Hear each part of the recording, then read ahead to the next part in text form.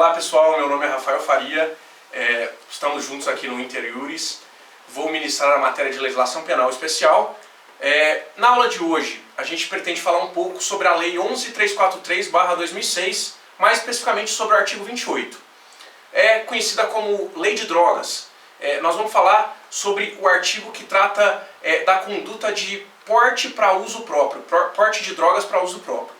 Em primeiro lugar, apenas para fazer uma breve introdução à Lei de Drogas, a Lei 11.343, nós temos que essa lei, ela, a despeito das leis anteriores que tratavam sobre drogas, ela trouxe à tona o princípio da proporcionalidade, já que as leis anteriores muitas vezes tratavam condutas diferentes com penas iguais. Então essa lei ela passou a tratar condutas diferentes com penas, com apenações diferentes, né? Respeitando aí o princípio da proporcionalidade. Tanto é que o traficante tem uma pena grande e o usuário recebe uma punição. Aí há inclusive uma discussão que a gente vai entrar se trata de uma pena ou não. Além disso, a Lei de Drogas é uma norma penal em branco, como a gente chama. Isso aí vai ser aprofundado com certeza na matéria de direito penal, mas basicamente a norma penal em branco ela depende de uma complementação de uma outra norma ou de uma regulamentação inferior. No caso da Lei de Drogas, ao estabelecer nos artigos, por exemplo, a conduta portar droga, ela não traz o que é droga, ela não traz o conceito de droga. Esse conceito é trazido por uma legislação infraconstitucional, por uma portaria, na verdade, que nessa portaria existe um rol do que é droga. Então, se tiver naquela portaria e o sujeito estiver portando aquela droga que tiver na portaria, ele incorre no crime. Caso contrário, se não constar na portaria, trata-se de conduta atípica. Em relação...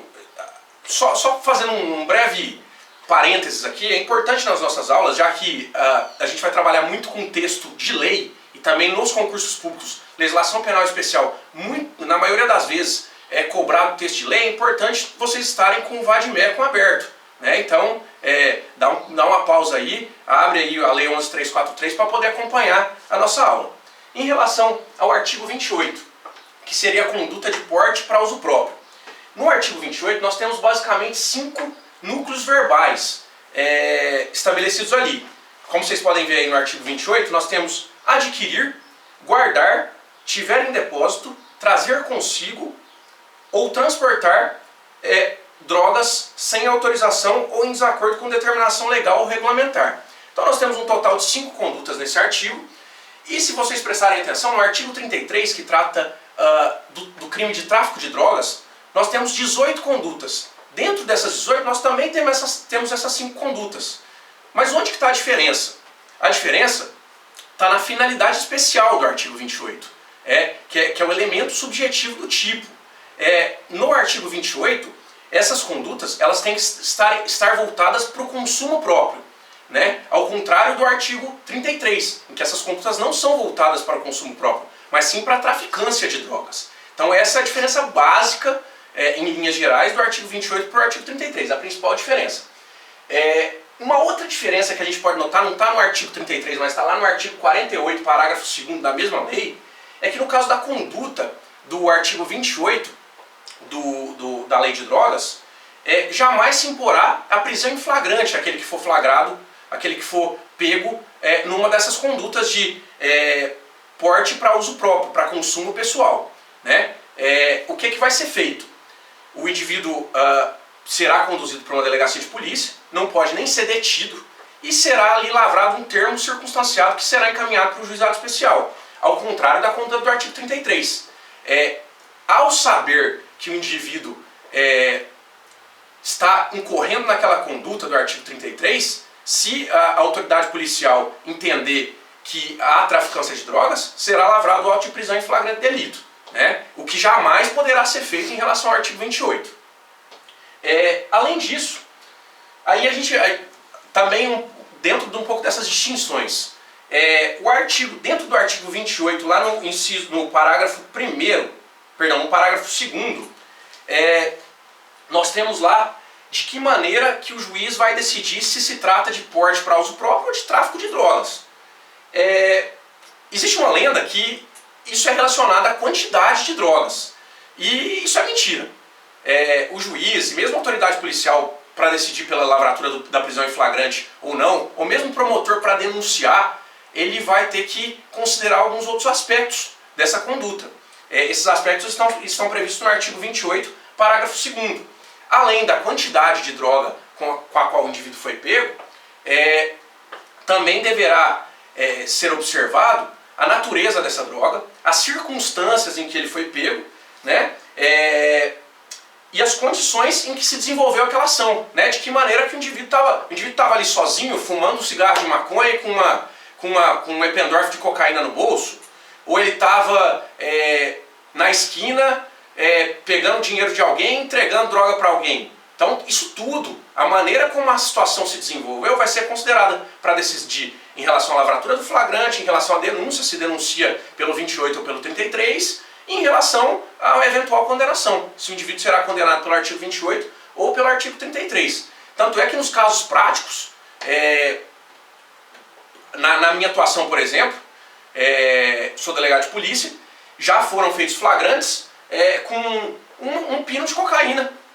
Mas havia ali uma circunstância que demonstrava que aquele indivíduo estava comercializando aquele pino de cocaína. Havia uma testemunha que estava ali comprando aquele pino de cocaína, que entregou dinheiro e comprou aquele pino de cocaína. Então, não é só a quantidade, fica bem claro. De outra ponta, já foram feitos termos circunstanciados pelo artigo 28 com 30 gramas de maconha. Que o indivíduo conseguiu provar ali naquela situação que aquilo ali era para consumo próprio, né? Que era para um consumo semanal, por exemplo. Então, aí dando continuidade, qual que é o bem jurídico que o artigo 28 visa tutelar? O bem jurídico tutelado pelo artigo 28 é sem dúvida a saúde pública. Muita gente pode pensar que é a saúde do próprio indivíduo, do próprio usuário de drogas. Mas não, porque o direito penal ele não pode punir a autolesão. Se o indivíduo quer usar droga para fazer mal para ele mesmo, não é problema do direito penal. Tanto é que o direito penal não pune o suicídio, ele pune a instigação ao suicídio. Ele não pune o indivíduo que tentou suicidar, né? Então, não é o indivíduo. O bem jurídico protegido não é a saúde do indivíduo, é a saúde pública que é colocada em risco por conta daquela circulação de drogas ali, daquele negócio do usuário ir na boca, comprar a droga, né? Ele acaba colocando em risco toda a coletividade ali em torno dele, né? E qual que é o sujeito ativo, né? O agente, o autor desse crime? O autor desse crime é qualquer pessoa, qualquer indivíduo que incorra num daqueles 5 núcleos do artigo 28, que nós já dissemos aqui. O sujeito passivo, qual que é a vítima desse crime?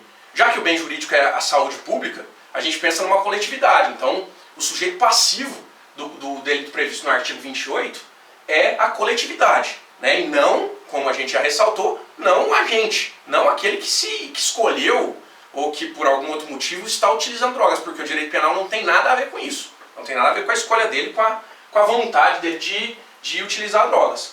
Em relação ao tipo subjetivo, nós temos que se trata de uma conduta dolosa, não se pune, não existe essa conduta culposa, não se pode punir uma conduta culposa de alguém que culposamente utilizou droga. Não consigo nem pensar numa situação culposa de uso de drogas. E além do dolo, deve existir, como a gente disse, aquela finalidade especial, o elemento subjetivo do tipo, que é o consumo pessoal. Se não for para consumo pessoal, se não tiver dolo, mais essa finalidade de consumo pessoal, nós vamos provavelmente cair na conduta do artigo 33. Né? E agora a gente entra num ponto mais divergente aí, que é em relação às consequências penais desse artigo 28. Como vocês podem ver, ali no artigo 28, depois que o legislador elenca essas condutas, ele traz a seguinte frase. Vamos ler novamente o artigo. Quem adquirir, guardar, tiver em depósito, transportar ou trouxer consigo para consumo pessoal drogas sem autorização ou em desacordo com determinação legal ou regulamentar, será submetido às seguintes penas. O legislador usa a palavra pena, o substantivo pena. A primeira delas é a advertência sobre os efeitos das drogas. A segunda dela é a prestação de serviços à comunidade. E a terceira é a medida educativa de comparecimento a programa ou curso educativo.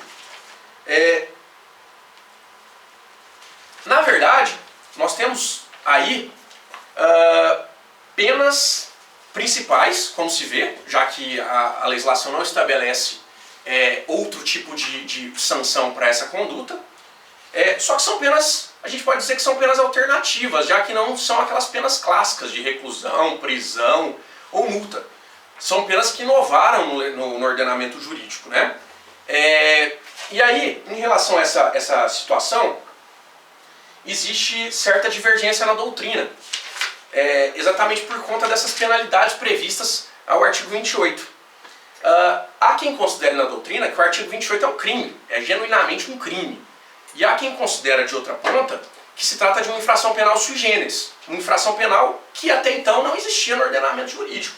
E a gente tem que ver os argumentos de cada um dessas correntes, né? A primeira corrente, ela ressalta que o artigo 28, se vocês verem lá no início do capítulo, ele está previsto no capítulo 3, né? Que fala dos crimes e das penas, e por isso seria um crime. De outra ponta, a corrente que defende que se trata de infração penal sui generis entende que é mera infração político-administrativa, e a inserção ali nesse capítulo dos crimes não necessariamente faz com que ele seja um crime, né? Além disso, no parágrafo 4º, fala-se em reincidência. Então, para os defensores da tese de que se trataria de um crime, a utilização da palavra reincidência se destinaria ao crime. Então, para quem defende a tese de que se trata de crime, o próprio fato de utilizar a palavra reincidência enseja que o artigo 28 seja um crime.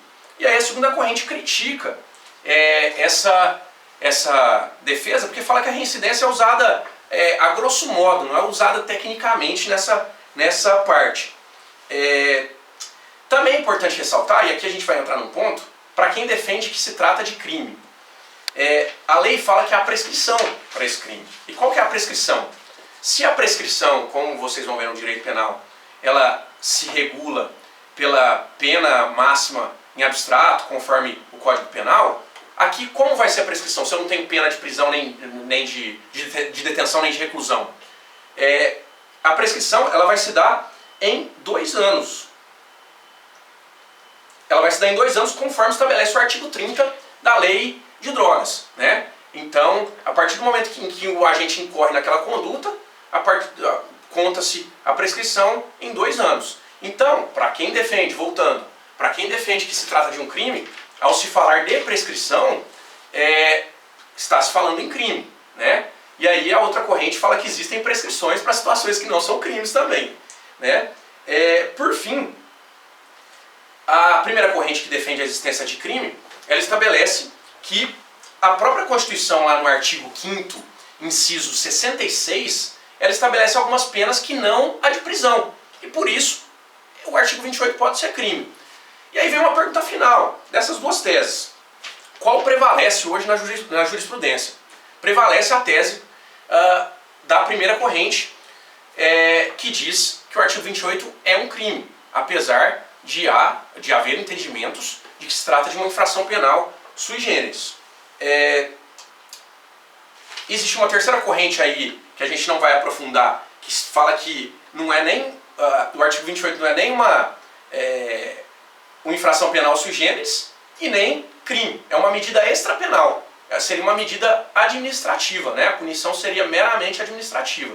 Mas essa corrente aí não tem muita força. O que prevalece verdadeiramente é a primeira corrente que estabelece que o artigo 28 é crime. E aí vem...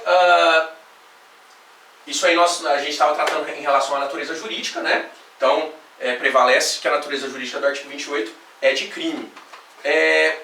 Por fim, só aqui a gente buscando também um ponto de direito penal, existe um questionamento se é cabível o princípio da insignificância em relação ao artigo 28.